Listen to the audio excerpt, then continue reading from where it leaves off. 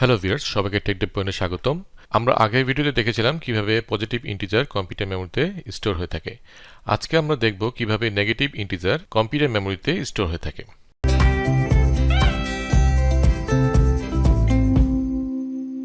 আমরা জানি যে ইন্টিজার টাইপের ভেরিয়েবল কম্পিউটার মেমোরিতে 4 বাইটসের অর্থাৎ 32 বিটের মেমোরি অ্যালোকেট করে থাকে। যদি এটি সাইন ইন্টিজার টাইপের ভেরিয়েবল হয় তাহলে আমরা সেই ভেরিয়েবলে নেগেটিভ এবং পজিটিভ দুই ধরনের ভ্যালু রাখতে পারি। আর পজিটিভ ইন্টিজারের ক্ষেত্রে মোস্ট সিগনিফিক্যান্ট বিটটা হয় 0 আর নেগেটিভ ইন্টিজারের ক্ষেত্রে মোস্ট সিগনিফিক্যান্ট বিটটা হয় 1। কিন্তু খেয়াল রাখতে হবে যে আনসাইন ইন্টিজার ভেরিয়েবল ক্ষেত্রে আমাদের কোনো এমএসবি চেকিং নাই, অর্থাৎ আমরা এখানে শুধু পজিটিভ ইন্টিজার ভ্যালুই রাখতে পারবো। সাইন আর আনসাইন দুই ধরনের ভেরিয়েবলের ক্ষেত্রেই পজিটিভ নাম্বার সেমভাবে বাইনারি ফরম্যাটে মেমোরিতে স্টোর হয়ে থাকে। পজিটিভ ইন্টিজার নাম্বার কিভাবে কম্পিউটার মেমোরিতে 32 বিটের বাইনারি ফরম্যাটে স্টোর হয়ে থাকে তা আমরা আগের ভিডিওতে দেখেছি।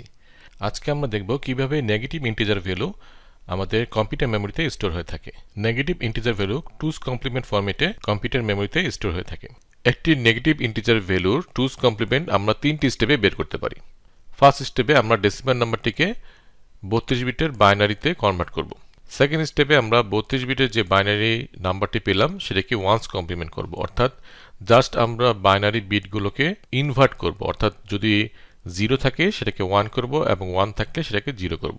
দেন লাস্ট স্টেপে আমরা টুস কমপ্লিমেন্ট করব, অর্থাৎ ওয়ান্স কমপ্লিমেন্টে যে বাইনারি নাম্বারটা আমরা পেলাম তার সাথে আমরা 1 যোগ করব এবং সেই যোগটা হবে বাইনারি যোগ, অর্থাৎ বাইনারি ফরম্যাটে আমরা এটাকে যোগ করব। বাইনারি এড কিভাবে হয়ে থাকে? এইভাবে, অর্থাৎ আমরা যদি বাইনারিতে 0 আর 0 যোগ করি তাহলে আমরা পাই 0 এবং 0 আর 1 যোগ করলে পাই 1 আর 1 আর 0 যোগ করলে পাই 1 এবং 1 আর 1 যোগ করলে পাই হচ্ছে 0 আর হাতে থাকে একটা ক্যারি 1। সো ফাইনালি আমরা পাই 1 0। সো এখানে খেয়াল রাখতে হবে যে আমাদের 1 ক্যারি থাকছে। সো আশা করি বাইনারি এড কিভাবে হয়ে থাকে সেটা ক্লিয়ার হয়েছে। এখন আমরা একটা নেগেটিভ ইন্টিজারের এক্সাম্পল দেখি।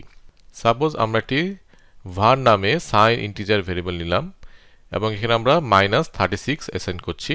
সো -36 কম্পিউটার মেমোরিতে কিভাবে স্টোর হবে? সো ফার্স্ট স্টেপে 36কে আমরা বাইনারিতে কনভার্ট করব। তো 36কে কিভাবে বাইনারিতে কনভার্ট করতে হয় তা আমরা আগের ভিডিওতে দেখেছি।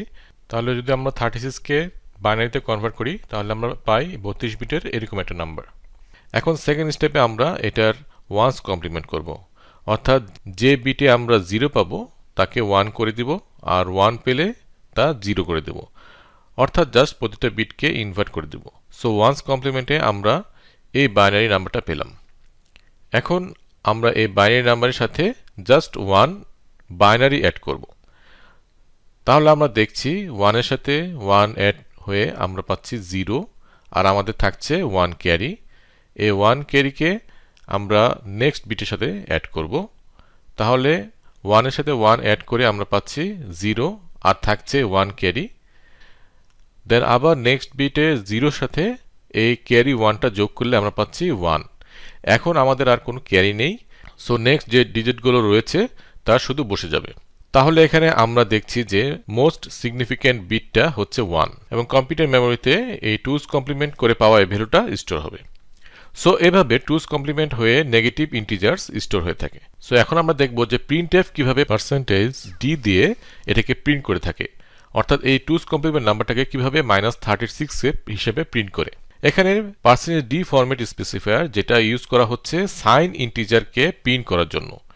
এক্ষেত্রে printf দেখবে যে মোস্ট সিগনিফিক্যান্ট বিটটা কি আছে, অর্থাৎ এখানে যদি মোস্ট সিগনিফিক্যান্ট বিটটা 1 হয় তাহলে printf বের করবে এই বাইনারি ভ্যালুটা টুস কমপ্লিমেন্ট ভ্যালু এবং তারপর এটাকে বাইনারি থেকে ডেসিমালে কনভার্ট করবে এবং প্রিন্ট করবে। যখন ডেসিমাল ভ্যালুটা printf প্রিন্ট করবে তখন যেহেতু মোস্ট সিগনিফিক্যান্ট বিটটা 1 ছিল তাই ডেসিমাল নাম্বারের আগে মাইনাস সাইন অ্যাড করবে। তাহলে আমরা আজকে বুঝতে পারলাম যে কিভাবে নেগেটিভ ইন্টিজার একটি সাইন ইন্টিজার টাইপের ভেরিয়েবলে স্টোর হয়ে থাকে।